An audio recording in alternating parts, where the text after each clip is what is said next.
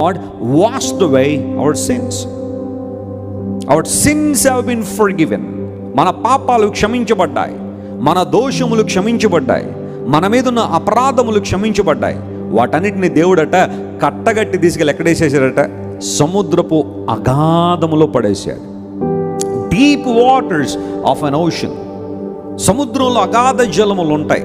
వాటిల్లో కనుక ఏదైనా పడేసామంటే ఒక కాగితాన్ని నలిపి పడేసినట్లుగా మొక్కలు అయిపోతాడు, తునకలు అయిపోతాయి.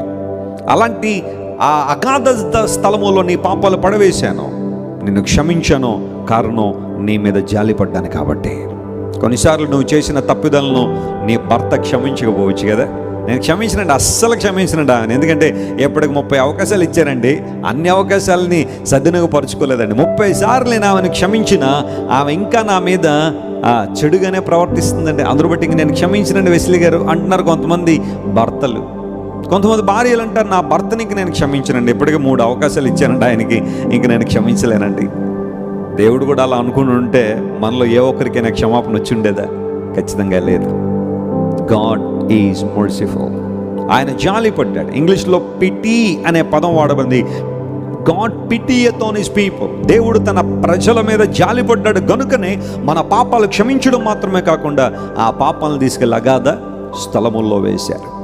జాన్ బనియన్ అనే దేవుని సేవకుడు పిలిగ్రిమ్స్ ప్రోగ్రెస్ రాస్తున్న సమయంలో ఆ బాటసారి యాత్రికుని మీద తనకు తెలియని బరువేదో ఉంది. There was a burden on his shoulders. దాన్ని తీసుకోవడానికి చాలా ప్రయత్నాలు చేశాడు. He has a wife and children, friends, relatives, money, possessions, everything. But his burden was not lightened. తన మీదున్న ఆ బరువు మాత్రం దిగట్లేదు.